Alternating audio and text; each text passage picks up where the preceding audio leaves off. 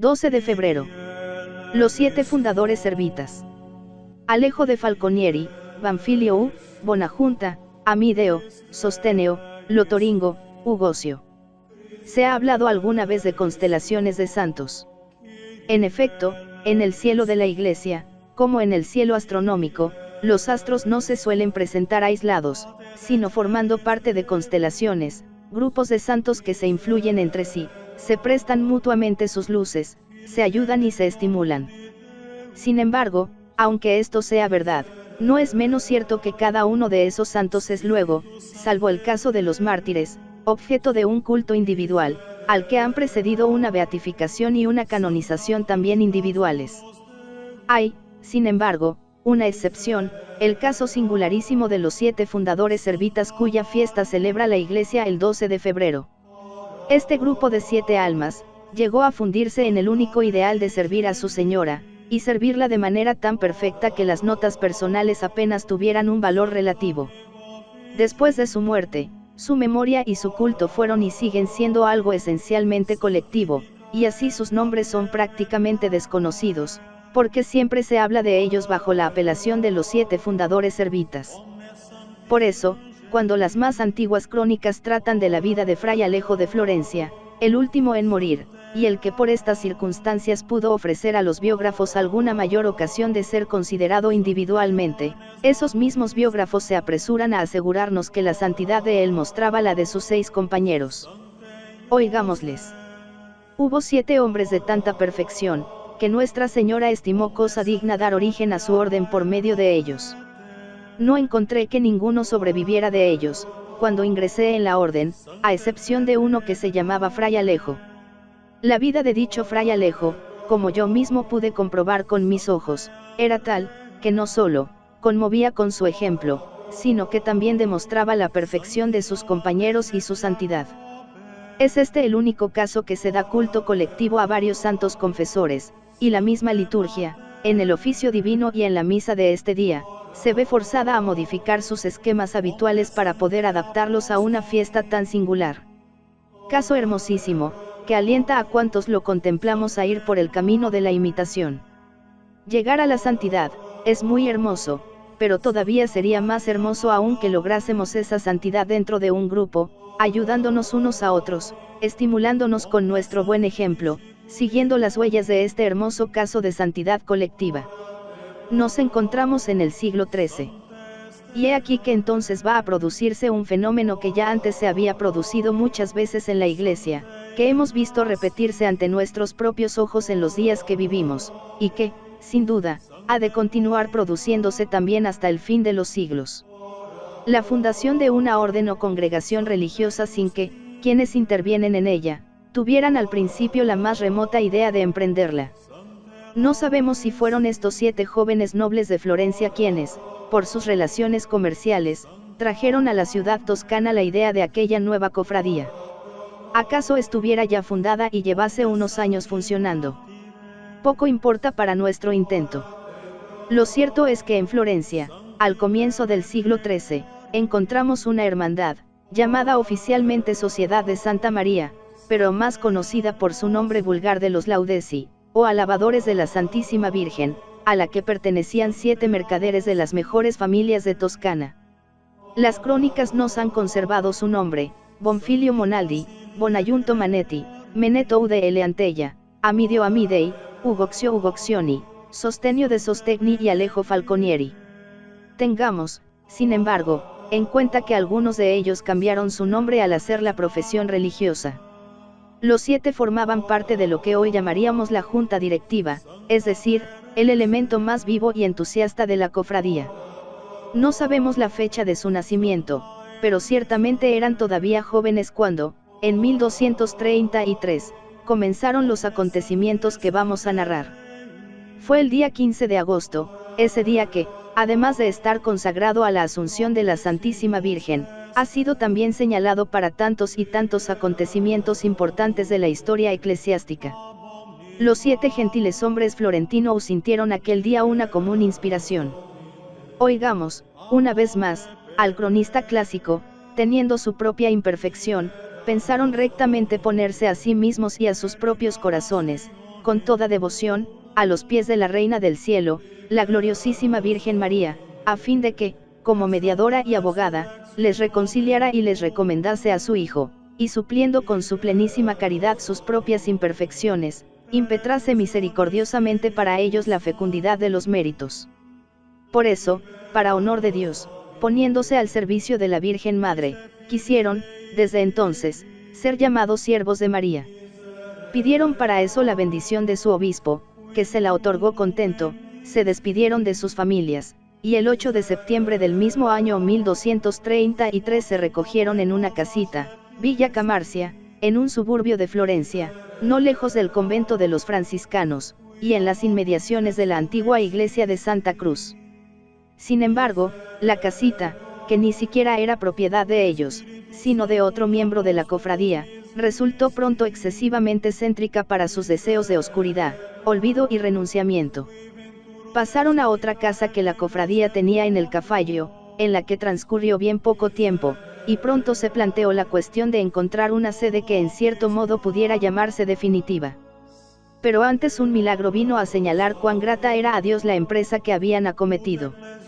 Alrededor de la fiesta de Epifanía del siguiente año, 1234, iban de dos en dos recorriendo las calles de Florencia y solicitando humildemente la caridad por amor de Dios, cuando se oyó exclamar a los niños, incluso los que aún no hablaban, señalándoles con el dedo: «He ahí los servidores de la Virgen, dadles una limosna». Entre aquellos inocentes niños que sirvieron para proclamar el agrado de Dios sobre la nueva orden estaba uno que todavía no había cumplido los 5 meses, y que con el tiempo habría de ser una de sus más preciadas joyas, San Felipe Benicio. El milagro vino a agravar la situación, las gentes empezaron a fijarse más en aquel humilde grupo y se hizo también más urgente la necesidad de alejarse de la ciudad. Por eso recurrieron ellos al obispo de Florencia, que tan acogedor se había mostrado desde el primer momento. Él, con el generoso consentimiento del Cabildo Catedral, les ofreció una porción de terreno en el monte Cenerio, y allí se instalaron el día de la Ascensión del año 1234. Es aquí, en el monte Cenerio, donde se inicia propiamente la vida religiosa. Hasta entonces solo había habido una especie de tentativa. En el monte Cenerio construyen una iglesia, edifican unos míseros eremitorios de madera, separados unos de otros, e inician observancia con todo rigor. Reciben la visita del cardenal de Chettilan, legado del Papa Gregorio IX en la Toscana y la Lombardía, quien les anima a continuar su vida, si bien moderando sus excesivas austeridades. Pero la mejor y más preciada confirmación la tuvieron el Viernes Santo de 1239, la Santísima Virgen se apareció para encargarles que llevaran un hábito negro, en memoria de la pasión de su Hijo, y para presentarles la regla de San Agustín. Después de esta aparición, ya no había lugar a dudas. Acudieron al obispo de Florencia para regularizar, por decirlo así, su situación canónica. Y, en efecto, el obispo impuso a los 7 el hábito que les había mostrado la Virgen, recibió sus votos y les dio las sagradas órdenes. Fue precisamente en esta ocasión cuando algunos de ellos cambiaron de nombre. Y fue también en esta ocasión cuando San Alejo Falconieri mostró sus deseos de no ser ordenado sacerdote, lo que consiguió, muriendo como hermano. La obra estaba ya, en cierto modo, encauzada. Quienes solo habían pensado en vivir con mayor entusiasmo los ideales de su piadosa confraternidad, encontraban ya ordenados sacerdotes, con unos votos emitidos y con una regla, la de San Agustín, recibida al par de la Santísima Virgen y de la autoridad eclesiástica. Faltaba, sin embargo, dar un último paso para que naciera una nueva orden religiosa, la admisión de novicios. Hubo sus discusiones, y mientras unos se inclinaban a admitirlos, contando con el favor del obispo, siempre inclinado en este sentido, otros preferían mantener su vida en el cuadro de la primitiva sencillez. El hecho es que en el huerto en el que trabajaban para huir del demonio de la ociosidad, se habían producido, en la noche que precedió al tercer domingo de Cuaresma del año 1239, un significativo milagro. Una viña, mientras todo el resto del terreno estaba endurecido por la helada, se cubrió de frutos sin haber tenido previamente flores, y extendió de manera maravillosa sus brazos fecundos. Ya no cabía duda, Todos vieron en el prodigio una señal de la voluntad de Dios y un presagio de los futuros destinos de la naciente familia religiosa. Y, en efecto, los novicios empezaron a llegar en gran número. El fervor se mantuvo y atrajo las simpatías de toda la región. No faltaron tampoco insignes aprobaciones. San Pedro de Verona visita el monte Cenerio y alienta a los servitas en su vida religiosa. Poco después, en 1249, el cardenal Capocchi, legado del Papa en Toscana, aprueba la orden y la coloca bajo la jurisdicción de la Santa Sede. 2 años más tarde, el 2 de octubre de 1251, el Papa Inocencio IV nombra al cardenal Fieschi primer protector de los servitas. En 1255 un rescripto del Papa Alejandro IV daba la aprobación definitiva a la orden y la autorización para nombrar un superior general. Nuevas aprobaciones llegaron de los papas Urbano IV y Clemente IV. Será necesario decir algo de cada uno. En realidad las vidas corren casi paralelas y resulta difícil separarlas. El más anciano de ellos, Bonfilio Monaldi, fue el primer superior que gobernó la comunidad durante los 16 primeros años de tentativas. En 1251 fue nombrado superior general de la orden, de manera provisional. Cuando en 1225, Alejandro IV aprueba solemnemente la orden, convocó un capítulo general y dimitió su cargo. Ya desde entonces solo se dedicó a la oración y a la penitencia en el retiro. En 1262, volviendo de visitar los conventos de la orden, acompañando a San Felipe Benicio, devolvió dulcemente su alma a Dios después de maitines, encontrándose en el oratorio. Le había sucedido, como general de la orden, primero en el sentido canónico, Juan Magnetti. Pero por poco tiempo. De los 7, fue este el primero en volar a Dios el 31 de agosto de 1257. Con una muerte hermosísima, celebró la Santa Misa en presencia de sus hermanos, anunció su próximo fin, dio a conocer algunos detalles de la vida futura de la orden que le habían sido revelados por Dios. Después, como era viernes, quiso, según era uso entre ellos, comentar la narración de la pasión. Y al llegar a las palabras, «En tus manos, Señor, encomiendo mi espíritu», expiró. También al tercero de los 3 compañeros le correspondió gobernar toda la orden. Elegido superior general en 1265, contribuyó extraordinariamente al desenvolvimiento de la orden por su actividad y el resplandor de su virtud. 2 años después renunció a su oficio y consiguió que fuera elegido para sucederle San Felipe Benicio. A los pocos meses, el 20 de agosto de 1268, moría asistido por su propio sucesor. Mucho más sencilla es la vida del cuarto, Amideo Amidei. Había nacido en 1204 en el seno de una familia dividida por violentas enemistades. Era de un candor tal, que su misma familia evitó siempre mezclarle para nada en aquellas animosidades. Su vida religiosa fue también sencilla, limpia, retirada, humilde. Fue elegido prior de Monte Cenerio y después, de Cafallo. Pero no pudo decirse que tales dignidades llegasen a cambiar el humilde curso de su vida. El 18 de abril de 1266 entregaba su alma a Dios. Todo el convento se sintió envuelto por un perfume celestial, mientras una resplandeciente llama volaba desde su celda hasta el cielo. Pero acaso sea todavía más encantadora la vida de otros 2 de los 7 compañeros, Ugoxio Ugoxioni y Sostenio de Sostegni. Eran amigos desde su misma juventud. Juntos entraron a formar parte del grupo. Juntos se santificaron en los largos años de preparación de la orden. Cuando ésta empezó a extenderse, les fue, sin embargo, forzoso separarse. Sostegni fue elegido vicario general de Francia, Ugoxini, de Alemania. Los 2 trabajaron con todas sus fuerzas en la difusión de la orden en sus respectivas provincias. Ya ancianos, San Felipe Benicio les llamó a Viterbo para la celebración de un capítulo general que habría de reunirse en mayo de 1282. En Monte Cenerio, al que tantos y tan dulces recuerdos les ligaban, se encontraron los 2 ancianos, y allí hablaron largamente de todas las cosas que habían ocurrido en los últimos 50 años, y de lo que habían hecho por la propagación de la orden. Hablando estaban cuando se dejó oír una voz que decía: «Servidores de Dios y de María, no lloréis más la prolongación de vuestro destierro, vuestros trabajos tocan ya a su fin. En efecto, llegados al convento, el agotamiento y la fatiga les obligaron a acostarse. Y al mismo tiempo murieron, el 3 de mayo de 1282.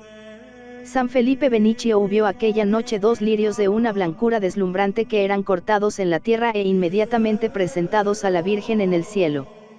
Comprendió que los 2 ancianos habían dejado este mundo, y así se lo anunció a los religiosos que estaban con él en Viterbo. Nos queda San Alejo Falconieri. Es el que más vivió, pues alcanzó los 110 años de edad.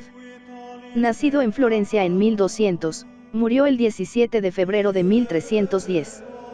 Entró el más joven de todos en la orden, rehusó siempre ser sacerdote y vivió con gran humildad, dedicado, como hermano lego, a recoger limosnas y a trabajar en las más humildes tareas. Fue el instrumento de que Dios se sirvió para la santificación de su sobrina, Santa Juliana Falconieri, y quien le animó a abrazar la vida religiosa. Su larga vida le hizo presenciar un episodio harto doloroso que se produjo en 1276. Y su feliz solución.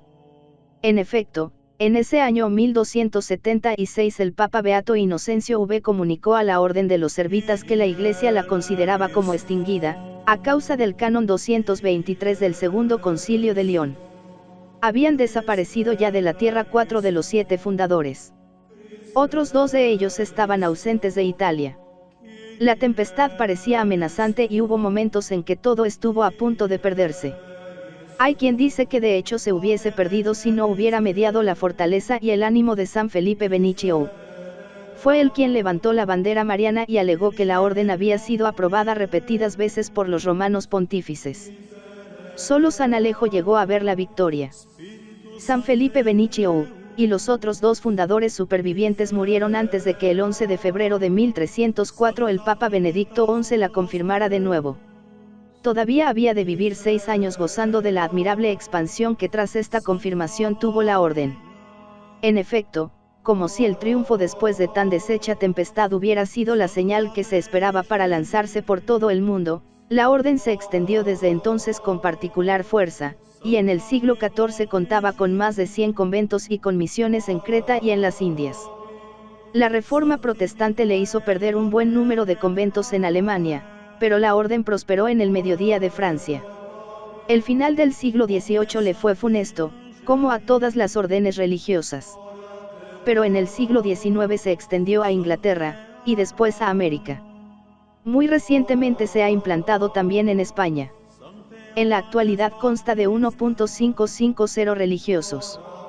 Como hemos dicho, desde el primer momento, al poco tiempo de muerto San Alejo, la historia nos habla del culto colectivo a los 7 fundadores. Sin embargo, habría de pasar mucho tiempo antes de que este culto obtuviera la plena aprobación canónica. Todos ellos habían muerto en el monte Cenerio, salvo San Alejo, cuyo cadáver fue prontamente transportado allí. Benedicto XIV atestiguaba que en sus tiempos los cuerpos estaban conservados en la iglesia de Monte Cenerio, bajo el altar de la capilla situado bajo el coro. Sin embargo, este papa creó una seria dificultad para su posible canonización, exigiendo que para cada uno de los 7 fueran presentados 4 milagros, y que, por consiguiente, las 7 causas se vieran independientemente. De hecho, los primeros volandistas no los mencionaban, con la única excepción de San Alejo. En 1717, Clemente XI aprobaba el culto del Beato Alejo, y en 1725, el de los otros 6. Solo en tiempo de León XIII, como consecuencia de un clamoroso milagro ocurrido en Valleregio o como consecuencia de la invocación colectiva a los 7 fundadores, se pudo volver al primitivo procedimiento, estudiar simultáneamente y en una sola causa la santidad de los 7. La causa tuvo éxito feliz, y el 15 de enero de 1888 fueron solemnísimamente canonizados. El 28 de diciembre del mismo año se fijaba su fiesta para el 11 de febrero. Años después, la fiesta fue pasada al 12, para dar lugar a la celebración de la aparición de la Inmaculada en Lourdes. Así sus fieles siervos se dieron, por medio de la orden por ellos fundada, a la Santísima Virgen el lugar que venían ocupando en el calendario.